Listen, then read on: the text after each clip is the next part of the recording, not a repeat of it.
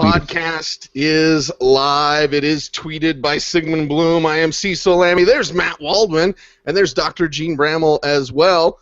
It's the Thursday night Audible live show right here, the footballguys.com podcast, and we are ready to talk about the National Football League, the latest news and notes to discuss from a fantasy lens as well. Bloom, good evening. How are you? Good evening. Good, and this is the draft has kind of set in now. We've had enough time to wrap our mind around that. OTAs, rookie mini camps starting, OTAs around the corner. And now we can get down to the work of rankings, of really knowing the questions that are important as we get ready for camp and preseason. And no matter where we're at on the calendar, it always feels like football is right around the corner when we get together and talk football. Learning more about the fits with the rookies and getting to see the rookies in their pro uniforms for the first time, Matt, it's always an exciting time for me. Yeah, me too. I mean, I think it's fun to see them even running routes against air or against free agent cornerbacks, guys like Moritz Boehringer. It's kind of fun to see a guy coming from Germany to get a shot in the NFL. Exactly, Mr. Umlaut. They made an exception for him. Now they need to bring back the 00 for Ken Burrows' jersey.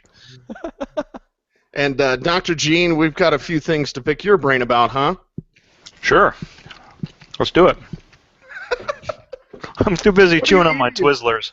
Twizzlers. Okay, Twizzlers. Taste Bloom the rainbow. had me talking for an hour. I was rambling on way too much, so I'll try to I'll stay focused tonight. Stay focused and stay on target, so says Red Leader. Almost Luke there. Skywalker, yes, exactly. Let's jump into this, and I'm going to start with Melvin Gordon. Dr. Gene, microfracture, scariness, a word that we always say, like that's still a term that gets people nervous. It happened in January. Now you're hearing things like the Chargers may be considering Arian Foster as well. You look behind him, I mean, no offense to Brandon Oliver or to Danny Woodhead, but they don't really have a lead back to kind of fill in if anything goes on with Gordon here.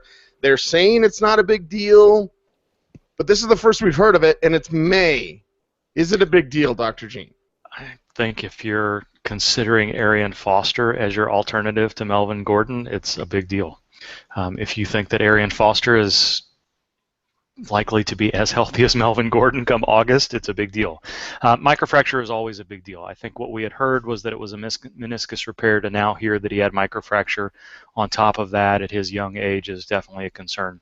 We're just talking on the couch about microfracture surgeries being somewhere between 65 and 75% effective in terms of getting players to return to their former form. And we saw Travis Kelce be successful in the past couple of years. We've seen a number of other players be successful. We've also seen guys like Steve Smith of the Giants not be successful at all.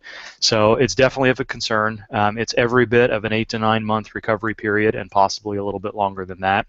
So I don't know that we're going to see Gordon ready for the beginning of training camp. It could very easily be something that stretches into the regular season with regard to the PUP list.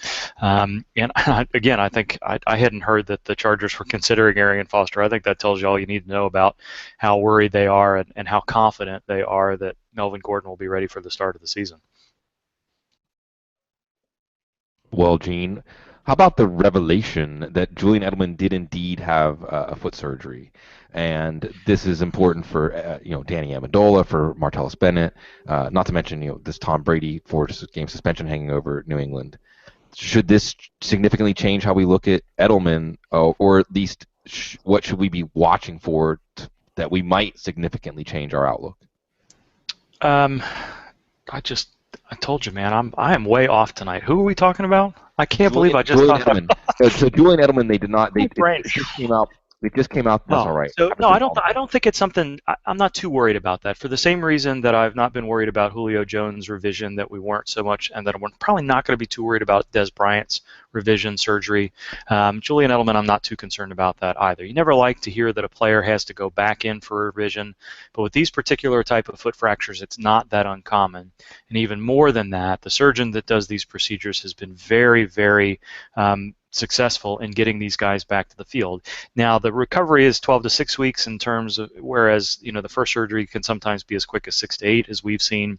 But Edelman's going to have more time that he needs to get ready to recover, unless we hear about some sort of setback or some other reason to be concerned. I don't think this type of surgery is something we need to be too worried about. I would expect him to be ready. I don't know that with the Patriots, we hardly ever see players veterans that know what's going on be pushed to return in OTAs and mini camps. But I think we'll see him back in time for training camp. He should do just fine. Gene, Devontae Booker, certainly he had some knee issues leading up to the draft. How likely is, what's going on with that, and how much do you think that's going to affect him heading into training camp? Talked about that with Cecil on his radio show at the end of last week, and I promised him I'd look into it a little bit more. I'm not really seeing anything more specific than he had a meniscus repair, and there's two different ways to handle that meniscus. One is you can sew it back together and primarily repair it, cover up all the cartilage on the knee, and that's the preferred way to do it so that you don't lose tissue and you protect the cartilage as much as possible, and hopefully relieve concerns down the line. That's not really what we've seen happen with Melvin Gordon. They may not have been able to repair his injury in the way that they wanted to, or there may have been an underlying condition there too. We don't know that that's the case with Devontae Booker. Generally speaking, it's better to have that repair rather than just remove the piece of tissue that's been torn, and I think that's what happened with him. That's why it took him a little bit longer to recover. That's why they're watching him a little bit more closely as we go. So unless we hear that it was a little bit more extensive surgery than we expect, it's a procedure that he should recover well enough for. Is he more like, maybe he's a little bit less likely to have a shortened career, but we're not talking about going from 8 to 10 years to 2 to 3 years. So like so many of these players, the first indication is going to be how soon are they cleared to get back to practice and get back on the field. And if we see Booker ready for some sort of mini camp, it'd be nice for a rookie to start to get some snaps with that offense, especially an offense in transition behind a newer offensive line with a new quarterback. I think the better we'll see. So, and I hope that'll be the case for him. Talked to Devontae Booker last week out at Dove Valley, and I just want to read you guys a couple of quotes, and then we'll move on. He says, on where his health is right now, I'm doing well right now. I'd say I'm about 90%. Just day-to-day. Coaches don't want me to do too much out there. It's just day-to-day for me right now. When I watched Booker on the field, it was light jogging, not really even any cutting right yet. Specifically on his knee injury, he says, quote, it just wasn't healing how it was supposed to. The first time I had my surgery was back in November, and it was a repair. The repair wasn't healing like it was supposed to. Back in February, they went back in and fixed my meniscus, and now I'm doing better. That's what Booker says. Gene, is there anything to take from those comments? Yeah, I don't really like to hear a revision on a meniscus surgery. So why didn't it take the first time? There could be a lot of different reasons for that. If it was truly as simple as going in and revising the repair, if a stitch pulled loose or there was another area that needed to be fixed, hopefully that's all that it is. But that makes me a little nervous when the first surgery, quote unquote, didn't take. I'm hoping that there isn't anything else that's associated with that. But hopefully that's the case and we see him get back on the field pretty quickly. Well, I'm a little bit nervous about Le'Veon Bell and his status unknown for OTAs. Now, training camp is where it matters most. Bell can miss OTAs and be fine, but what are you feeling? What is kind of the buzz building around Le'Veon Bell? And I'm okay with them being cautious and not doing much of anything with him and then getting to training camp and easing him back into action. I'm okay with that. It's just like we haven't heard too much on Bell so far. What do we know? And we're not. I think we sort of went through this last year where we sort of discovered from week to month that what was thought to be a simple hyperextension injury really didn't heal as quickly as we were led to believe that it might, and maybe it was never supposed to heal that quickly and there was a little bit more going on. We talked about the potential for a PCL injury or a different ligament sprain last year around this time, and we got I'm 80% ready, I'm 90% ready, I'm 92% ready from Bell. I don't know that we're going to hear that again. I don't expect to hear anything from the Steelers until he's ready to go. Sort of the buzz over the last month to 8 weeks has been, I don't know that he's going to be ready for training camp. We'll sort of see how that goes. We've seen isolated PCL injuries do pretty well. We've seen isolated PCL injuries like Brashad Perriman not necessarily do well. It's just a tough injury to recover from. And when you've got a multi-ligament injury, in this case, the inside of the knee and the back of the knee is unstable in two different directions. That's a difficult injury to rehab and get the stability back. Now, he's got lots of time to do it. He's going to have 6 to 7 to 8 months by the time training camp comes around and then the regular season starts. So it's possible that we won't see him miss any regular season time, but I think there's a good likelihood that we'll see him start on the PUP list as training camp starts. I don't really see any way that they're going to clear him to participate in OTAs or mini camps or even some of the later activities as we get closer to the end of June. So best case scenario is that he's ready to go. He's been running for a while, but that doesn't necessarily mean that he's going to be cleared for contact. Best case is that we see him ready to go early in camp, but I think my expectation at this point is that we're going to see him start camp on the PUP list, and we'll be kind of in a week-to-week situation as we were with Rob Gronkowski in the past, that we just, we're not really going to be sure where he's going to be. I think if we hear of any setbacks at this point, or if we hear that he hasn't made any progression in terms of doing more than just some running and jogging over the next 2 to 3 weeks, month or two, then I think we need to get progressively more concerned that this could be something that could linger into the season and possibly affect him over the long term. But he's recovered pretty well from 2 fairly significant injuries, both a midfoot sprain a couple of years ago and whatever that knee hyperextension was last December before last rather, leading into last year. So I think there's good reason to expect that he'll be able to do it again, but he's definitely on a pretty high watch list right now. D'Angelo Williams, I'm doing all those early MFL 10s. D'Angelo Williams, who's 12th, 13th, 14th round pick, he can still be a league winner this year. So, okay, Gene, I'm going to serve something up for you and just see if this passes the sniff test or just what your idea of it is. Because I'm getting really excited about Laquan Treadwell. I'm only about a year behind Matt Waldman. Laquan Treadwell in 2014 looked like, a Des Bryant type of player. Okay. He did not quite look like that in 2015, but at the end of 2014, in one of the most heartbreaking plays you'll ever see on a football field, when he was pulled down as they were about to take the lead back from Auburn, dislocated ankle. We don't hear about dislocated ankles very often, Gene. He's 20. Is it reasonable to think that what we saw in 2015 from Treadwell is not what we're going to see over the long term? That a year removed from a dislocated ankle, maybe this isn't an accurate picture of the projection of the player?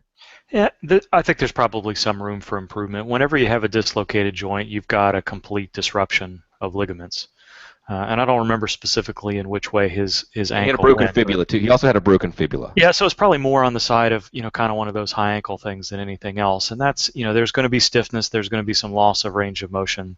Matt can speak a little bit more to how his route running looked this year and how explosive he seemed to be coming out of the cuts. We've seen players, not that Cam Newton had an ankle dislocation, but it's not too uncommon to have those ankle ligaments repaired, and so it's sort of similar to that. But there can be some arthritis left over. There can be some degenerative changes in the cartilage, depending on how the ligaments knit back up, scar down, and heal together over time. There could be, but that would be my 2 big concerns: is does he have enough range of motion in that particular ankle to move fluidly in and out of his cuts, to burst off the line, and Matt can probably talk about that a little bit more. So there's probably a little bit more room for him to recover. But I think what you saw in 2015 is probably closer to what you're going to get from Treadwell than what you saw in 2014. Not that that's a bad thing. I think he was still a productive player. Well, I definitely thought that Treadwell looked good from a route running perspective, and really what I think people sometimes underestimate is how well players integrate their hands and their feet when getting off the line of scrimmage, and also how well they can bend at the hips. And I think he does those things very well in terms of being able to stop suddenly, as well as being able to use moves in conjunction to beat a defender from the line of scrimmage at a really early range. But the question I have for you, Gene, is about Victor Cruz. He says he's feeling good, and I would wonder if you could tell us or speculate whether you think he's feeling good as someone who doesn't remember what it feels like to be a top caliber professional athlete, or someone who feels good and that way it's like, oh, I feel good because I no longer have pain, I no longer have some of the issues I was feeling, but I don't remember what it's like to have that extra 1 to 2% that makes him an all-pro player, or whether he really does feel good and we should expect him to return to form. Yeah, it's going to be very interesting to see. I think both Victor Cruz and Jimmy Graham are players that we're going to want to watch closely, because we've really never had an elite player have a patellar tendon injury, depending on what you think about the Williams guys back with their patellar tendon injuries way back in the day. With some of the newer surgical techniques, with some of the better rehab techniques, we're going to find out just how likely it is that a player can recover in the middle of their career from one of these sorts of injuries. And it's not just been the patellar tendon injury. He had a pretty interesting calf strain and calf tear last year. It's two pretty big soft tissue injuries. So I think the fact that they asked him to take a pay cut, the fact that they pursued Sterling Shepard, again, maybe that was the best player on the board, maybe it wasn't, but adding a player like that tells you that they're a little bit nervous about whether or not Cruz can return to form, despite what they were saying about him leading into training camp last year, and despite what were pretty positive things. Well, it was an unusual type of calf injury, but he's fully recovered and should be good to go. They've clearly hedged their bets on him this year, and I think unlike last year where they made an effort to bring him back slowly in camp and didn't necessarily push him, I think they're going to want to know pretty early on this year what they have in him. So I would expect him to be able to take some snaps in OTAs and take some snaps in minicamp. And if he's not doing that, then you have to wonder why isn't he recovered enough 5 to 6 months after shutting it down after the calf muscle injuries last year to be able to do that. I think we're going to see Beckham, we're going to see Shepard, we're going to see some of those other players involved there, and Cruz is going to have to work his way back into the rotation. Can he do it? Yeah, I think it's possible. We've seen Nate Allen, we've seen Morris Claiborne and some other players recover recently from patellar tendon injuries and get back to starting roles. I don't know that I would trust Victor Cruz to be that situation. He was highly reliant on change of direction and short area explosiveness, and that's what you have to worry about when you have these patellar tendon injuries. The quad muscle shuts down, and that's critical for some of those movements that he's going to have to do. He's had plenty of time to recover from that, but there's no, I mean, you mentioned that last 1 or 2%.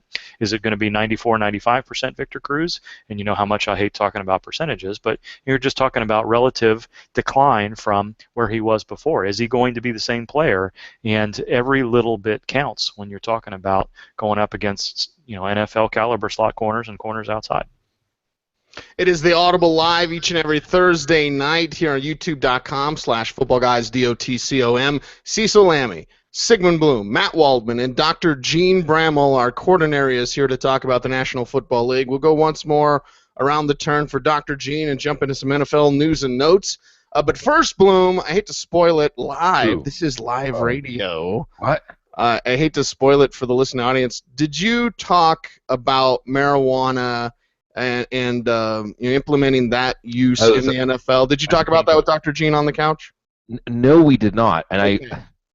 I'm glad that you brought that up because Yeah. I think that is something I would certainly stump for. And I know we talked about Toradol and painkillers that may be something that the league is going to try to reduce. So there's another solution there. Go ahead. Well, and away we go then. I hate to spoil On the Couch for everybody. I haven't even got to listen to it yet. I'm always like super stoked. Yeah. I get to listen to it before anybody else. Well, Right. actually, before you do it. But anyway, Dr. Gene, I've been in on some conversations with Jake Plummer.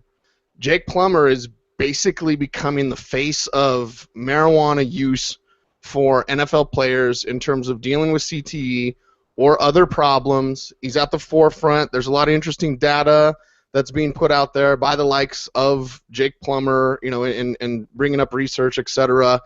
He's very well versed on this subject. I always used to make fun back in the day, like when he, up and retired, people would say, "What's Jake Plummer doing these days?" And I was like, "He's smoking weed and playing handball somewhere." Well, guess what? He's smoking weed and playing handball and living life, skiing on the slopes, like, looking good, feeling good, and really that's a part of it in the whole narrative surrounding marijuana. I believe that we're becoming, and I live in Colorado where we treat people like adults.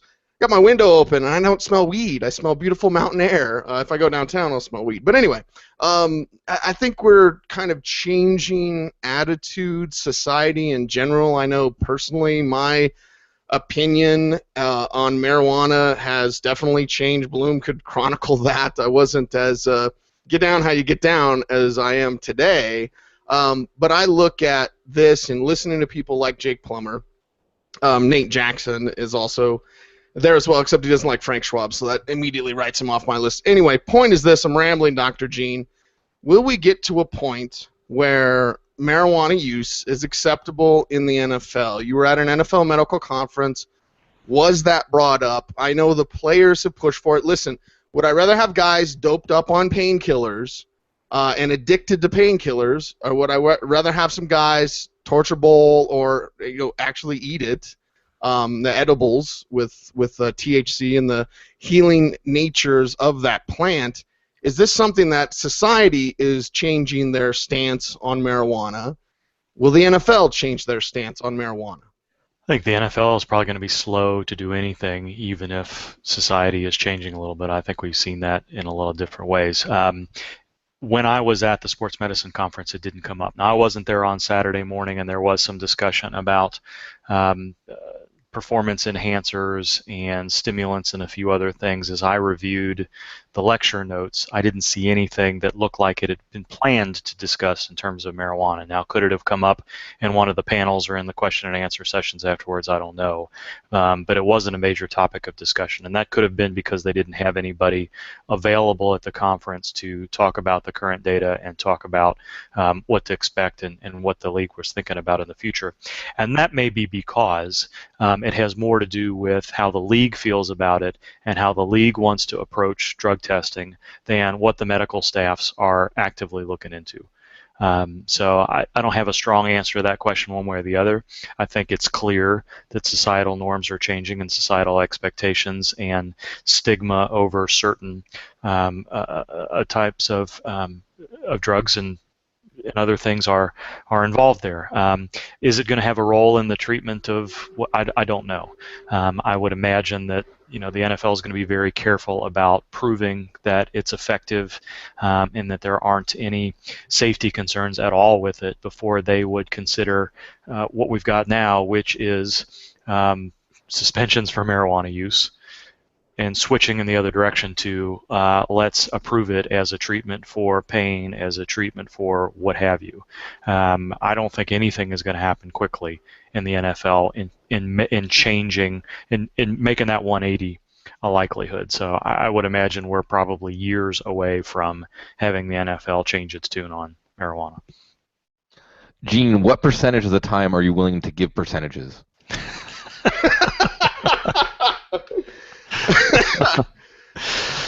Okay, real question. Just 0.03. Ask him about masking agents, Bloom, because I mean, my mind is taking me there. Like, well, there were no positive drug tests at the combine. Like, aren't masking agents and players ahead of the game? Like, why are we doing this silly dance? Like, don't smoke weed, and everyone's torching up, and then we're like, hey, you passed your test, yay!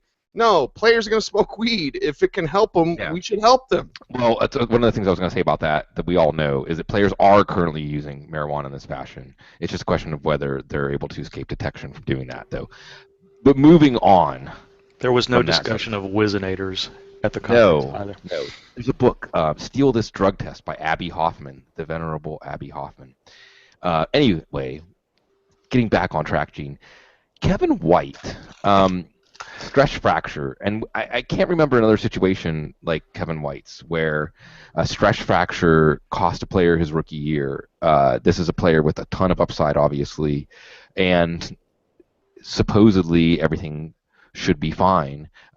Because this isn't like an ACL, this isn't like other injuries where we have a lot of cases to compare it to. How uneasy does this make you, or have you not seen anything to make you think that you should be worried? Yeah, I'm not too worried about it. I think I was not pleasantly surprised, but I think it was a good thing that they shut him down last year. I think activating him off the PUP list would have been right at the edge of what you would expect. And stress fracture is still a broken bone. It's not a bone that's poking through the skin. It's not a bone that needed to have a plate and rod inserted necessarily, although it was something that they decided to fix surgically. Not all bones are that way, but it still takes time to heal. It was every bit of a 10 to 12 week injury and possibly a little bit longer. You want to make sure that injury is stable. You want to make sure that he's not at risk for any compensatory type injuries, and the Bears weren't necessarily going anywhere toward the end of the year. Now, could some of those snaps have served him well with Jay Cutler coming into this year? Yeah, but I think you'll still see a lot of that happening through OTAs and mini camps and through training camp. I think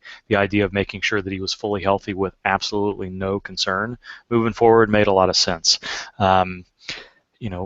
It's hard to put back to the percentage things, 100% chance to feel super confident that that there's not going to be any issues with that injury going forward, but I think you feel better about a player that didn't come back last year in Week 10 and Week 12 and suffer a bad hamstring injury or suffer some sort of setback that led him into an uncertain first offseason of his NFL career.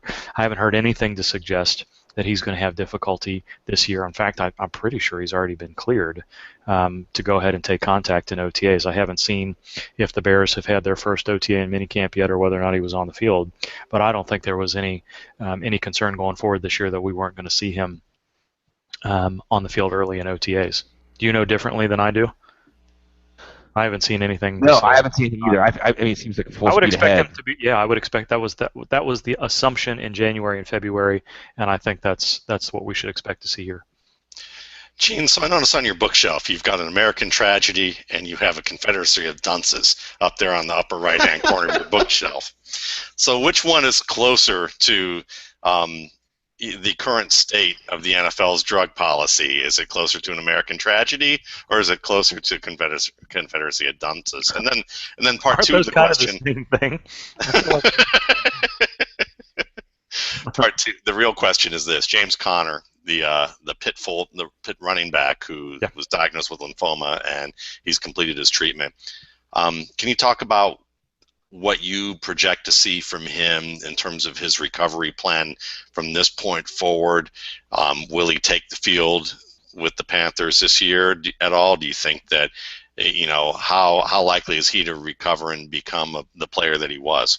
Yeah, I don't know. I don't know too many specifics about what particular type of lymphoma he has and what his regimen of chemotherapy may be. I think you have to treat the cancer first. You have to make sure he's ready to come back and play.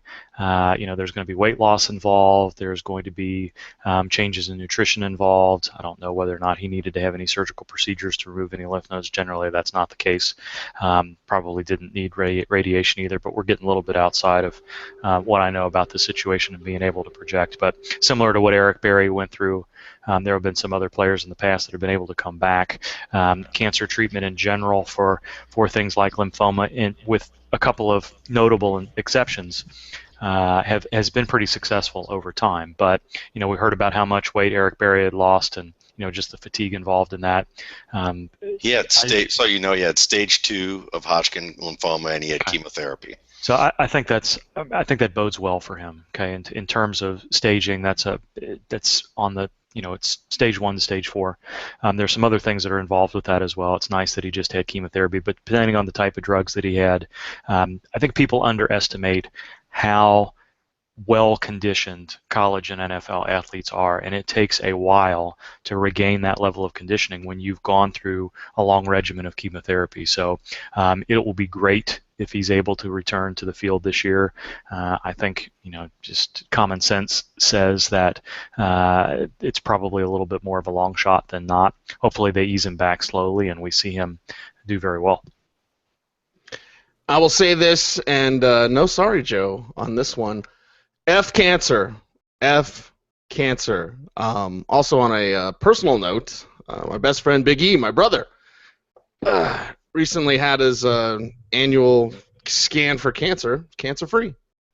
So there you go. After his battle a couple years ago through colon cancer. It is the Audible Live. We're talking about the National Football League in about 25 minutes or so left in tonight's program. So let's jump right in with 2 feet and let's go ham, Bloom. Let's go ham and talk about Andrew Luck. The Colts aren't going to change him, should they? And let's pass this one around because, Matt, I want to hear you talk about this as well. I love the fact that he'll stay in, wait till the last second, deliver the football, and take the big shot, and he shows off his toughness, but I don't want him to get David Card, okay? And I believe Matt agrees with me because we've had this conversation on the road trip. Like, there was a different story there with David Carr. There was. And he got the hell beat out of him with Houston, and his story ended up differently. And you remember him more for his Mickey Mouse gloves in Carolina. And Andrew Luck is far from being David Carr, but I just don't want that to happen to him. The report came in. It was in our newsletter. Sign up at footballguys.com. It's free. It's daily. Right there, commentary on the news stories.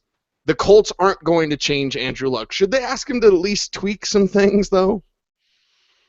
Well, they spent their first round pick on a center, Ryan Kelly, who's ready to start, and we know that the pivot can gel, an offensive line can gel around, Alex Mack and Cleveland and many others. So that's at least, and they said that Ryan Grigson actually went against Ryan Grigson's philosophy to take a center in the first round, and he actually said, "Okay, I will step back and let others in the organization make this decision." So that's something. Another thing we haven't really talked about is Rob Chudzinski.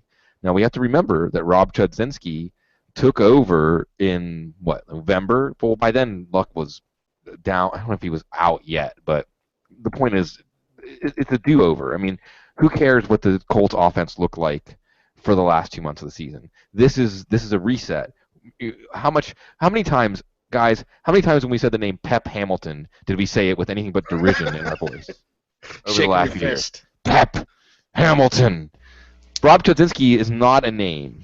Now, maybe as a head coach, maybe we would talk about Cleveland and how Cleveland handled him as a head coach. We might have some misgivings, but this is a player.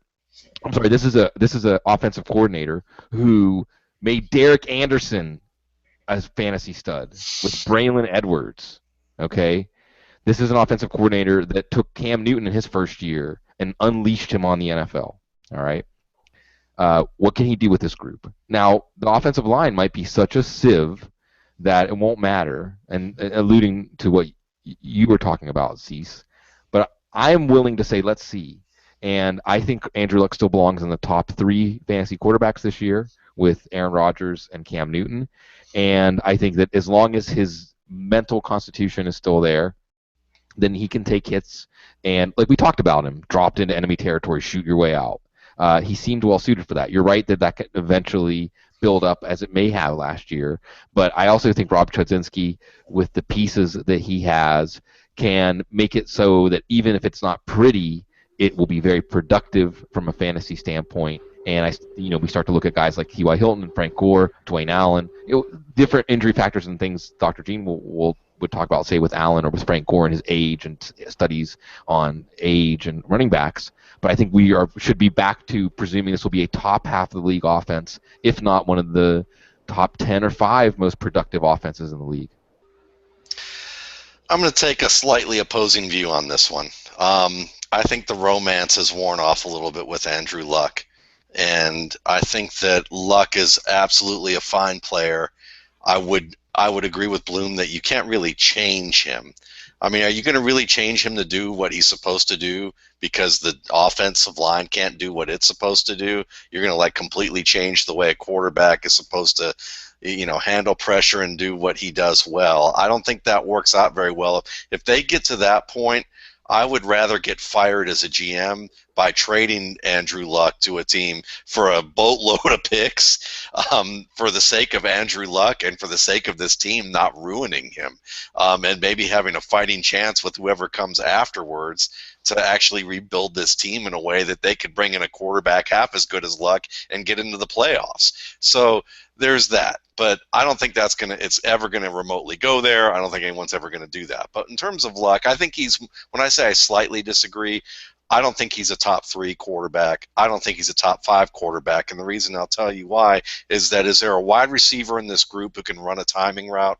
And I know that timing routes are, quote, overrated by everyone now because we saw a study that showed it only happens a small percentage of the time.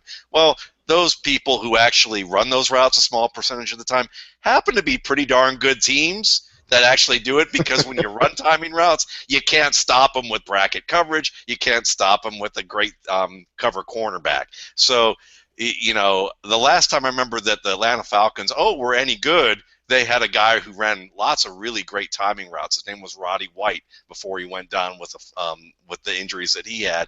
And that's why that team was a good offense, despite the fact that they still have a great player in Julio Jones. But that's the thing for me, is that T.Y. Hilton doesn't run great timing routes at this stage of the game. Dante Moncrief is a fade route receiver and runs crossing routes. Philip Dorsett has to learn how to play the position still. He's just fast, and certainly he can do a little bit more than that. Their best timing route receiver might be undrafted free agent Tavon Smith out of Iowa. who's a pretty good player to keep an eye out for. But to me, what that tells you is they're kind of limited in what they can do, and so they can still be a very good offense. But what that means to me is it's still run around with your pants on fire and try to throw the ball to an open receiver in a zone, or hope that they win the play-action game if they can get some sort of semblance of blocking to fool a defense into thinking that they're going to be effective running the ball. So I see Andrew Luck at best as a top 7 to 10 fantasy quarterback right now, which is still good. He's still a fine player. It's not a reflection of how good Andrew Luck can be. It's a reflection of how this offense is overrated. This offense, if you can't block for anyone, we sit here and we're talking about Andrew Luck and about how good he is and how this team could be good, but this offense stinks in terms of the offensive line and the running game. But on the flip side, the Minnesota Vikings didn't have an offensive line, and we're talking about how bad that crew is. And they actually have better route runners on that team, and they have a better running back on that team. And I would dare say that the quarterback is good enough in the manner that he's been having to dodge bullets, that once they get some limits to the offensive line, I wouldn't be surprised if that quarterback ends up being a better fantasy option this year than Andrew Luck. I don't want to turn this into a rally, Matt, but I want to go back with talking about change in a quarterback. Bloom had mentioned Aaron Rodgers, and as we've highlighted on this show, now he doesn't have Brett Favre to learn from, and sitting behind Favre changed Aaron Rodgers. Aaron Rodgers at Cal was more like Blaine Gabbert than people want to admit, okay, in terms of seeing ghosts and feeling pressure. So it's almost kind of a reverse change because he became more brave. And I'm not saying Andrew Luck should be more of a coward, but just knowing how to move and glide and kind of get some Rodgers in this game. So we saw Rodgers change from someone who was, fetal position under pressure at Cal to being emboldened because he just saw Favre not give a, you know what. And sorry, Joe, for even suggesting an F word, but seriously, can Luck do in a way what Rodgers did? It's some sort of guidance, some sort of moment of clarity, light bulb coming on. I think he could, but you still need to have that consistency up front enough for him to be able to do some of that. So, I thought he did some of that at Stanford. I just think that the offensive line has been bad enough that, some of the things that he's had to do are a little bit more, extreme. So, but I do agree with you that, it's something that can change from that standpoint, but the changes that they suggest maybe or that we were thinking of in terms of what this article that kicked it off, to me have to be small. They can't be huge, and if you're expecting huge changes for him to really alter a lot of what he does, then I think you're basically trying to fix the wrong problem. You're trying to make your best player be self-conscious about stuff that maybe you don't need him to be, as opposed to, why don't we fix the offensive line, and how do we do that? And we need to figure out something to do with this if we're going to keep this player, because we can keep tinkering and tinkering and tinkering, but within a couple of years, if this continues to happen like you suggested, it is possible we could look back and go, wow, the Indianapolis Colts ruined the best quarterback to come out of the draft in a generation. And that's and that would truly be an American tragedy. Gene, are you worried about this Luck getting beat up thing at all? You think they've done enough to improve up front? And Frank Gore mad that he didn't have more rushing yards? Stop being mad. Go run angry. Please, Frank Gore, do something. It doesn't matter what we think. It matters what Luck thinks. And I think that doesn't make any sense. Then I say I think. I drink and I know things. I drink, therefore I am. This is some kind of night for me. I'm really struggling. So I think Luck is concerned. Will Carroll reported earlier this year that Luck was working on a quicker release, that he was using some virtual reality to improve his decision making, and I think he may attribute some of the problems that he had, not only the kidney injury and the abdominal muscle tear injury, but maybe even some of the shoulder stability issues that he was working through earlier in the year, to hits he was taking. So some of these things he was doing before Ryan Kelly was drafting, and that will do nothing but help. But it's clear that whether it was something that was required requested by the Colts after Pep Hamilton's moving on, or whether it was something that Luck decided to do on his own. It's something that it's in his head where he needs to improve how quickly he gets the ball out. He needs to improve his decision making, and I think that you can argue whether or not that has anything to do with whether that's a sign that he wants to protect himself, but I think you absolutely have to put that on the table. So with the stability of his shoulder not being a big concern, but it wasn't something that was fixed, and we never really got a good indication of whether or not it was something that was moving in and out of the socket or whether or not he had a labrum issue, and this is his throwing shoulder we're talking about. He is doing things to minimize his risk in the pocket, and for a player that had been described as one of the best prospects in years in terms of pocket presence and decision making, I think that tells you what you need to know about, are they going to change the way he plays? Not necessarily, but he's making effort to get the ball out quicker, and I think that says a lot. It is the Audible Live each and every Thursday night right here on youtube.com/footballguys, DOTCOM. Let's pass this one around quickly, boys. And is Josh Gordon getting phased out, Bloom? Because I look at the 4 receivers added by Cleveland. One of the teams that I'm most interested in watching because of Hugh Jackson, because of Robert Griffin III, who I think may have gotten the David Carr treatment in Washington. I even look at Rashard Higgins from CSU. Like, he's a really good number 2 wide receiver, and Josh Gordon is much better. But with 4 receivers, language of the NFL is money, and also draft picks. If they're taking 4 wide receivers, are they phasing out Gordon? Well, and CC, you can, or anybody out there who might know this, can they even trade him while he's suspended? I don't think they could. I don't believe trade? so. I don't think they can. Or even if they planned on trading him, it wouldn't make sense to trade him. There's no reason a team would trade for him while he's not even able to play football. I would say this. I would project the Cleveland offense without Gordon this year. That doesn't mean I don't think Gordon's not going to play, although I would say that if we're being realistic, we're talking about 10% or even less chance he's going to play because he already failed to get reinstated once. I know that he'll get another chance in August, but how many more times are we going to be led around in the circle? So Gary Barnidge, for instance, I think is being collectively underrated. There's no reason that he can't be the number 1 target in this offense. Corey Coleman has a chance to come out of the gate pretty strong. Even someone like Brian Hartline, I'm not saying he's going to matter for fantasy, but if we're going to project the Cleveland offense and start to chop up what there is to be had, Duke Johnson could, I think, catch 80 or 90 balls this year. Do it without Josh Gordon. The next question then comes in, should we still be drafting Josh Gordon? And again, I'll put this in terms of MFL 10s. Now, in MFL 10s, you can afford to shank a pick or 2. So I'm still seeing him there though in the 12th, 13th, 14th round. Now, the upside when he was going to stick with Cleveland was that top 5, top 10 receiver that maybe he wasn't the last time we saw him play, that he's demonstrated he can be.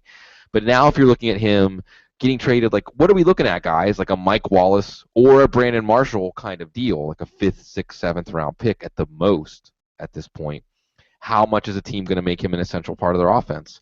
Probably, if they haven't been planning on having him until they get him in August, not very big. So I'm not sure that Josh Gordon is worth that risk. Gene and I talked extensively about Arian Foster on the couch, and I agree with Gene that Foster's probably no one you want to go that near in a true redraft league, but in a best ball league where you're saying, well, whatever Foster puts up, you're going to get, and you're getting him in the 14th, 15th round as your 5th running back. We know that if he plays, he will probably catch 4, 5, 6 passes a game, even if he only carries the ball 3 or 4 times, because that's what you're going to use Arian Foster for at this point in his career. So I think of like the what the heck, take a late pick, see what happens. I think Foster's ahead of Gordon at this point. And I think that until we hear something positive about Josh Gordon, there's no reason to believe this situation is going to change. And I'm an optimistic person. I know you said quick, Cease. I'm sorry.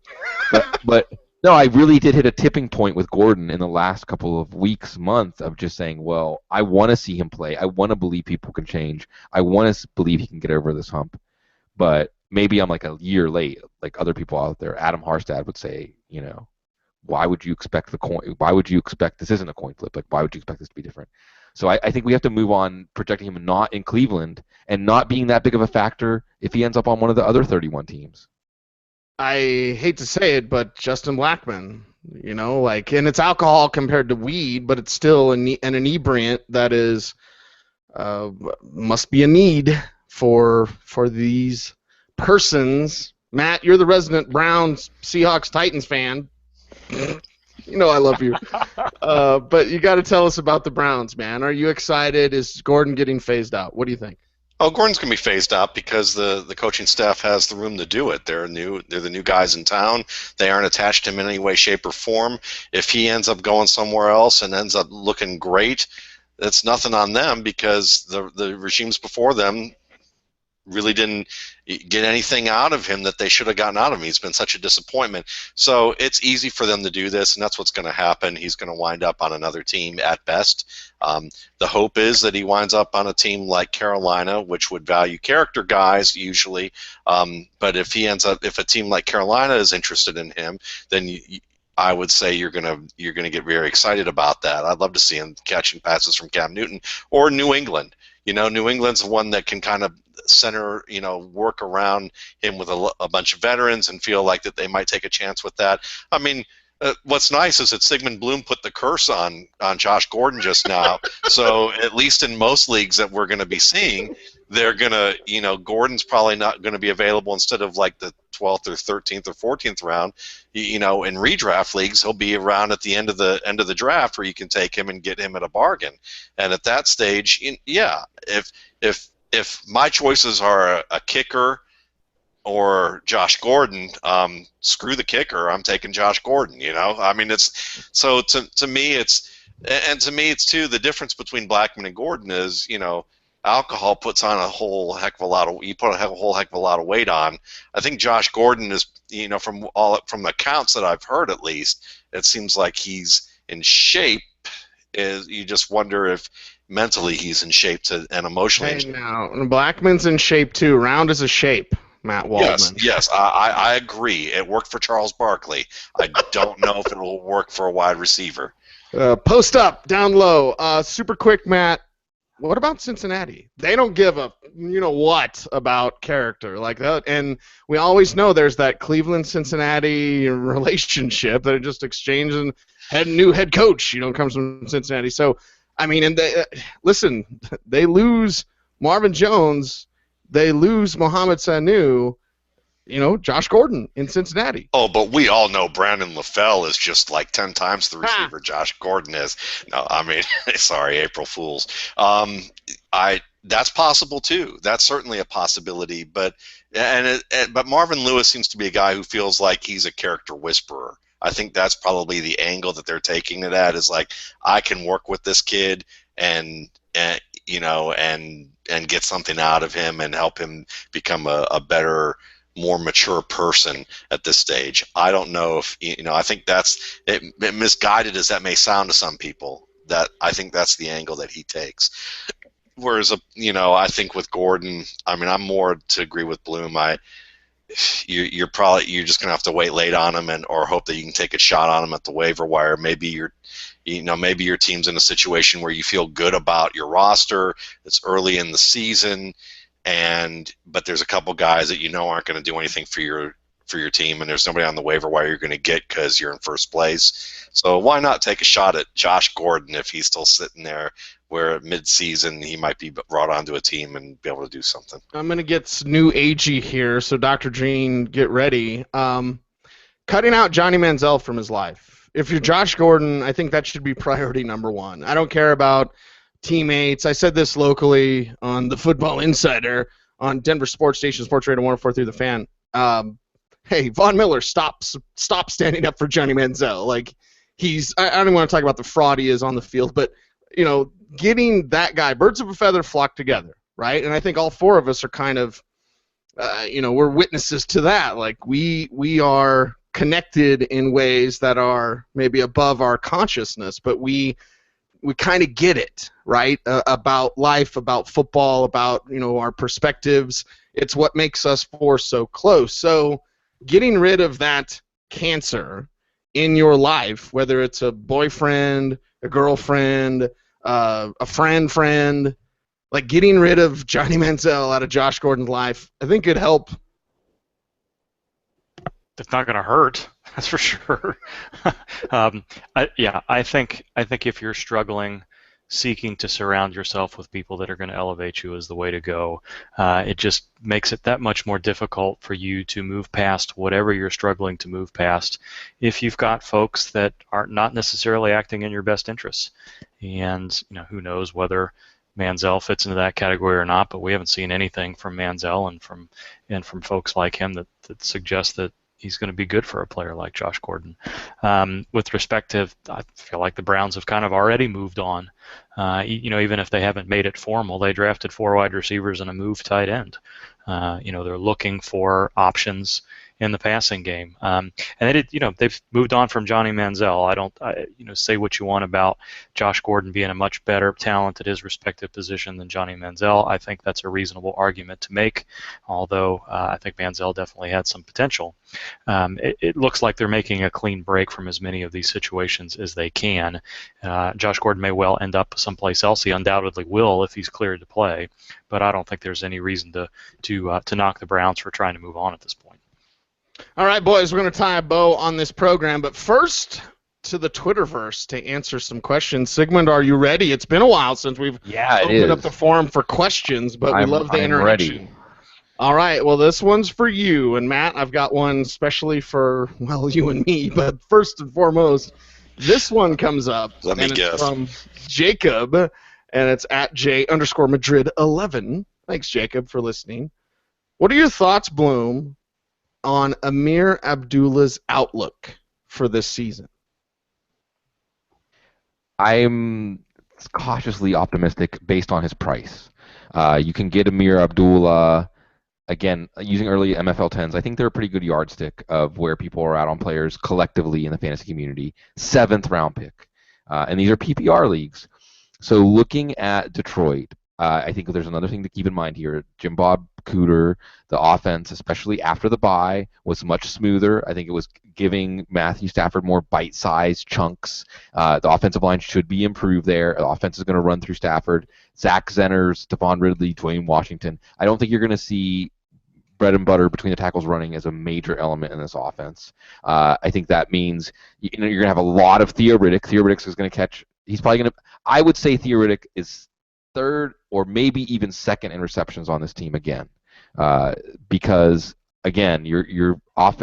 I think keeping this offense running through Stafford and be more quick hitters, this fits more with Abdullah, and I do think Abdullah is on the record saying he knows he needs to catch up. That was a learning experience basically. So that's the kind of risk-reward proposition I would be fine with taking in a PPR league at running back in the 7th round. Did I see anything last year that made me think maybe he could turn the corner? Not much, but we did see things back in Nebraska that we want to see, and often that second year things can slow down for that player. So I'm okay with that, but he's not somebody that's on a list where I'm saying make sure you target him, reserve a pick for him, because it is going to be Abdullah, Riddick, and a 3rd running back, if I had to say right now, Zach Zenner, splitting up this backfield. This one is from Carp, at Carp57. Matt, he says, last year it was Tevin Coleman versus Abdullah. We got a lot of Amir Abdullah questions out there. This year it's blank versus blank. # motorboat. Let's fill in those blanks, and I'll fill it in first, Matt. And going back to our pre-draft statements, is this year Kenneth Dixon versus DeAndre Washington? Is that because it seems like where I'm cooler on Dixon than others, I'm higher on Washington than others. Is this our great running back debate this year? Is it in fact Dixon and DeAndre Washington? Or will we be talking about and hotly debating those two as the season approaches? No, not at all, because both those guys I like, and DeAndre Washington has the better situation right now. Is there a Lions back that we disagree on? Because it's usually the GD Lions, even back to Kevin Smith. Like, we disagreed on Kevin Smith, Mikel LeSure.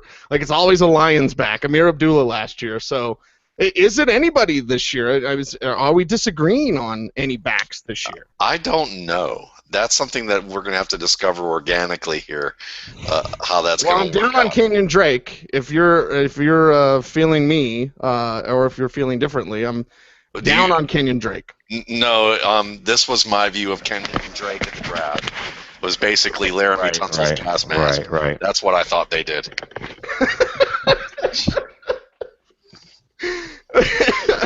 So, no, right now, all I would say to Carp is stay tuned. I'm sure you and I, Cecil, will probably find somebody. If it's not a running back, it'll be a quarterback or a wide receiver that we disagree on. But I think we have yet to discover that thus far. Yeah, it's all organic, though. Stay tuned. Stay tuned for that one. And Dr. Gene Bramall, we even have a question for you, and the hashtag is Audible Live. I don't know if you've seen this, Bloom. Bloom, you have because you responded to it. But Kyle Daly at the Weasels FF, he's got a screen cap of you, Dr. Gene. Do you have your Twitter open? I saw it. Because my main question is, what were you saying/thinking there? I don't even know. I tell you, that for the second, and Five-ish knows this already, but I've now had 2 moms come into my clinic and ask me about the fun mashups that Five-ish makes for me, so I'm sure this will just be the Chia Jean? Have they asked about Chia Jean? Chia Jean has come up in the office, yes. As has Bushwick Jean. Yes. Thanks again, Five-ish. Very good. That's a fun conversation to have with a mom during a 9-month-old well visit. No kidding. Didn't I see you in the Love Enforcer? Anyway. Cameo role. Just a cameo role. Right. Coming to DVD and Blu-ray pretty soon. Dr. Chupacabra. Oh, chicka wow wow. It's Dr. Gene Bramall. We get silly on this show. Great friends, great times, great game. We love football. And we dig the fact that so many of you enjoy it. Sigmund Bloom can be followed on Twitter at Sigmund Bloom, at Matt Waldman, and at Gene Bramall. I'm at Cecil Lamby. The show is at the Audible. We thank you all for listening on the couch this week with Dr. Gene Bramall. And, of course, every week right here on Thursday nights, taking you up to the regular season. For everyone out there, thank you very much for listening. As always, stay tuned and stay frosty.